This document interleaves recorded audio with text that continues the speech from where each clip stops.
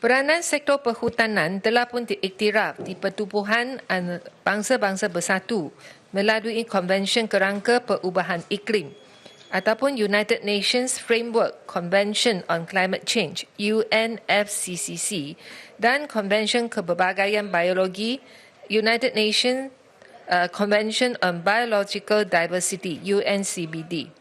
Dari segi mitigasi, UNFCCC telah mewujudkan satu mekanisme dikenali sebagai Reducing Emissions from Deforestation and Forest Degradation in Developing Countries atau nama singkatnya ialah REDD REDD+.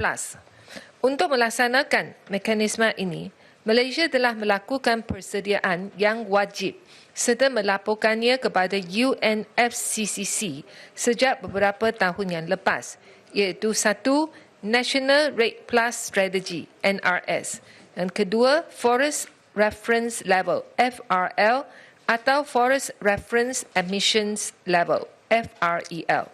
Yang ketiga, National Forest Monitoring System, dan yang keempat, Safeguard Information System. Sehubungan dengan itu, Malaysia telah membangunkan satu kerangka kewangan, iaitu Rate Plus Financial Framework, untuk membolehkan kita mendapat dana untuk membiayai sistem pengurusan hutan secara mampan. Sektor perhutanan merupakan satu-satunya sektor yang mempunyai sumbangan positif kepada pengurangan pelepasan karbon di Malaysia kerana hutan kita, sama ada hutan perlindungan, hutan simpanan kekal atau hutan negeri, merupakan sinki karbon, di mana stok karbonnya melebihi pelepasan karbonnya. Berdasarkan laman web UNFCCC, Malaysia telah mencatatkan avoided emissions sebanyak 97.47 juta tan karbon menerusi sistem Sustainable Forest Management (SFM) di antara tahun 2006 hingga 2010. Perkara tersebut telah dilaporkan menerusi FRL seperti yang disebutkan tadi. Justru, Malaysia layak untuk memohon results-based payment menerusi Green Climate Fund (GCF). Contohnya, Indonesia telah mendapat GCF sebanyak $103 juta bagi 20 juta tan karbon pada tahun 2020. Langkah tersebut adalah selaras dengan pendirian negara kita bahawa negara maju selaku historical emitters mempunyai obligasi untuk memberi bantuan kewangan kepada negara-negara yang sedang membangun.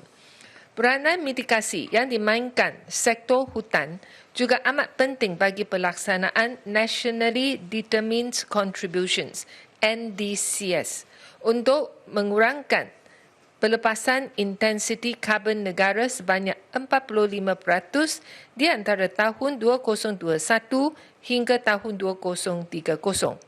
Berdasarkan tahap pelepasan karbon pada tahun 2005, beberapa kerajaan negeri telah mengumumkan hasrat untuk menjual karbon hutan mereka di pasaran karbon sukarela. Mereka mungkin tidak sedar bahawa ini akan membawa cabaran kepada pelaksanaan NDC di peringkat kebangsaan. Ini kerana stok karbon hutan sedia ada seluruh negara telah diambil kira dalam perancangan NDC untuk membolehkan Malaysia mencapai pelan pengurangan intensiti karbon. Sebarang pengeluaran stok karbon hutan oleh mana-mana negeri untuk pasaran karbon sendiri akan menjejaskan pengiraan sebelum ini. Saya menyeru Kementerian memberi perhatian dalam isu ini dan memberi penerangan kepada setiap negeri supaya Malaysia dapat memaparkan dasar yang matang dan konsisten demi meningkatkan kepercayaan masyarakat antarabangsa terhadap dasar perhutanan dan perubahan iklim kita. Sekian, terima kasih. Saya silakan, Pak Muhammad. Ya, terima kasih Tuan Ibu Ketua, terima kasih Yang Berhormat. Kementerian Sumber Asli Alam Sekitar dan Perubahan Iklim (RECC) bersetuju akan keperluan untuk membangunkan dasar pasaran karbon yang tuntas dan selalu dengan melamat pencapaian Komitmen negara dan keputusan runtingan artikel 6 Perjanjian Paris dalam memastikan sasaran nasional determining contribution NTC kita tercapai. Kementerian Pembangunan selain sektor perhutanan, mekanisme pasaran karbon berpotensi untuk menjadi pilihan bagi sektor yang menghadapi cabaran teknikal dan ekonomi untuk mengurangkan pelepasan GHG hard to abate the sectors. Seperti sektor proses industri dan penggunaan produk, sektor penerbangan dan sektor kapalan. Dari aspek ekonomi dan perdagangan, pelaksanaan mekanisme pasaran pun berpotensi untuk menyumbang kepada pembangunan mampan di peringkat domestik dan menyokong peralihan hijau untuk entiti swasta ke arah kemampuan melalui permintaan teknologi dan mewujudkan peluang pekerjaan hijau. Sebagaimana ahli yang berhormat sedia maklum, mekanisme REC Plus telah dibangunkan di bawah Konvensyen Rangka Kerja Perubahan Iklim Pertumbuhan Bangsa-Bangsa Bersatu United Nations Framework Convention on Climate Change UNFCCC bertujuan untuk memberikan nilai keuangan terhadap penyerapan karbon oleh hutan serta menawarkan insentif kepada negara-negara membangun bagi mengekalkan hutan dan mengurangkan pelepasan gas rumah kaca GHG daripada aktiviti perhutanan. Perkara 74 dalam kurungan 2, Perlembagaan Persekutuan menetapkan hutan adalah di bawah bidang kuasa kerajaan negeri. Dengan itu, setiap negeri mempunyai kuasa dan hak untuk mengubah undang-undang dan menguruskan tasar perhutanan di negeri masing-masing. Kuasa eksekutif kerajaan persekutuan adalah tahap kepada memberi nasihat, bantuan teknikal, latihan, penyelidikan dan pembangunan dalam sektor perhutanan kepada negeri-negeri. Bagi memastikan hala tuju pasaran karbon yang komprehensif dan mengambil segala ketetapan di bawah UNFCCC, Kementerian telah membangunkan bantuan pasaran karbon sukarela sektor hutan PKH sebagai sumber rujukan kepada kerajaan negeri serta pihak yang ingin terlibat di dalam aktiviti pembangunan dan perdagangan kredit karbon hutan. Secara sukarela, Voluntary Carbon Market (VCM), walau bagaimanapun, Kementerian tidak mengkawasalia aktiviti pembangunan produk bagi VCM buat masa ini. Namun begitu, mana-mana pihak yang ingin menjalankan aktiviti tersebut perlu mengemukakan butiran mengenai projek kredit karbon tersebut. Maklumat proses skop dalam tempoh masa, metodologi dan pelaporan tahunan bagi unit kredit karbon dihasilkan kepada pihak kementerian.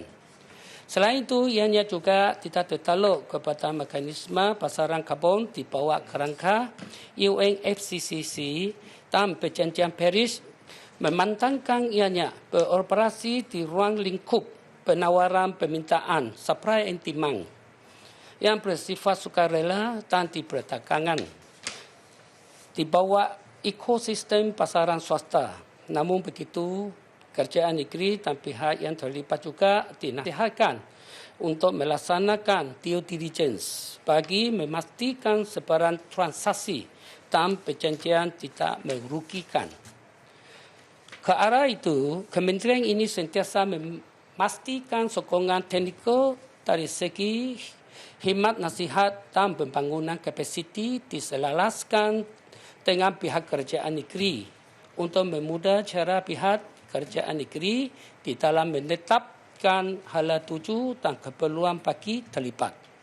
Di dalam aktiviti projek kredit karbon hutan, selain itu, Pusat Malaysia di bawah Kementerian Kewangan juga telah membangunkan Pusat Carbon Exchange (PCX) yang merupakan platform perdagangan pasaran karbon sukarela Voluntary Carbon Market (VCM) patut syariah yang pertama di dunia yang dilancarkan pada 9 hari bulan Disember 2022. Di bawah PCS, hasil perdagangan karbon kredit yang dicana adalah tertakluk kepada perjanjian di antara pembeli, syarikat swasta, individu dan organisasi. Dan penjual bagi memenuhi sasaran sukarela entiti yang membelinya.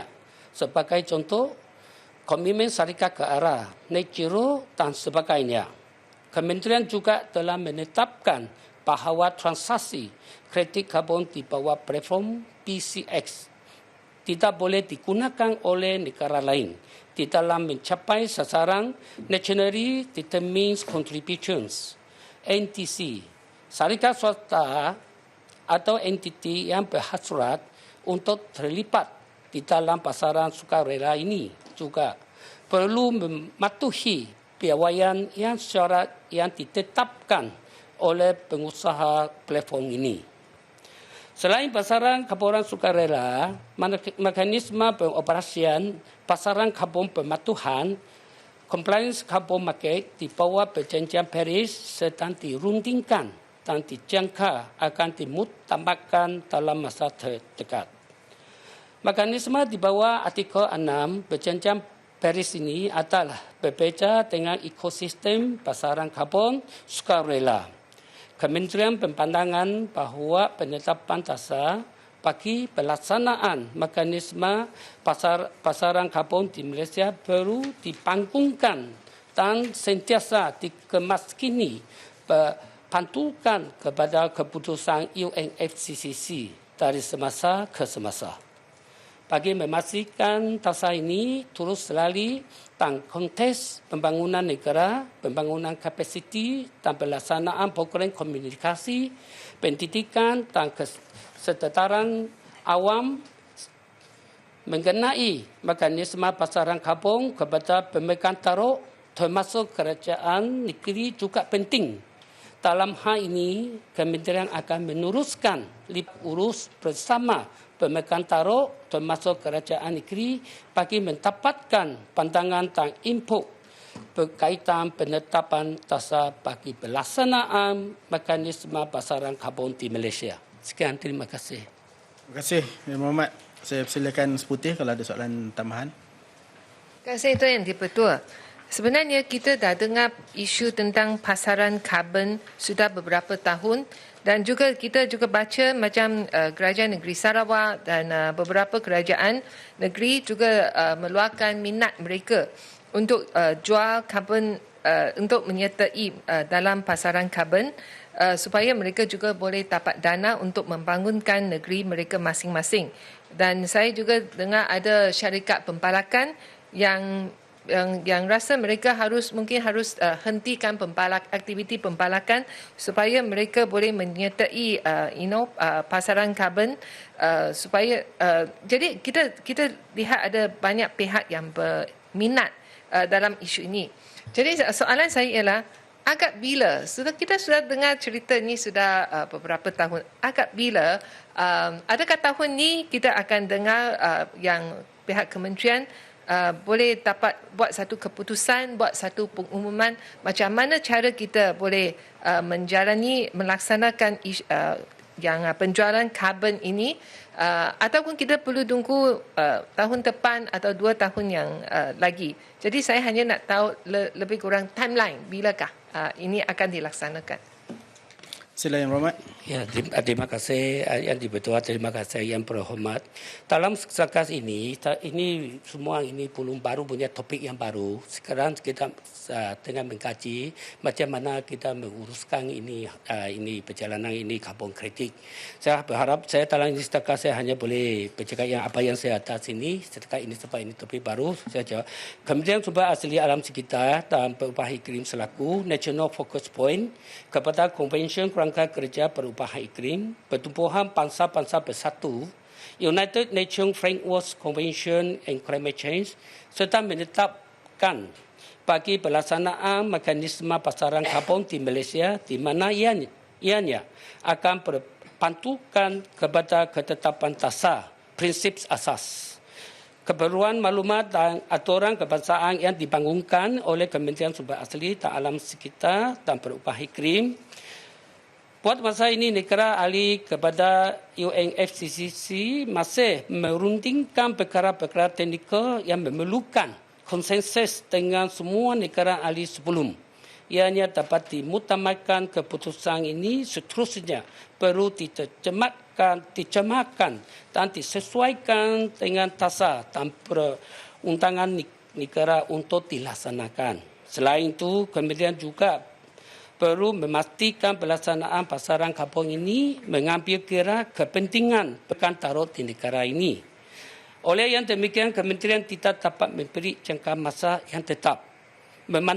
Memandangkan terdapat isu yang berada di luar kawalan kementerian ini, walau bagaimanapun ianya tidak menghalang negara untuk membangunkan taksar mengenai perkara ini. Sehubung dengan itu, kerajaan akan membentangkan taksar pasaran karbon yang akan memulakan proses pembangunan pasaran karbon negara.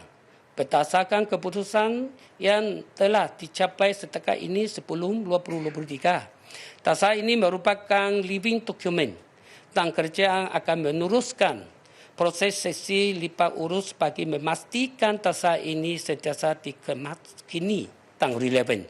Terima kasih yang dibentuk. Terima kasih, Yang Berhormat.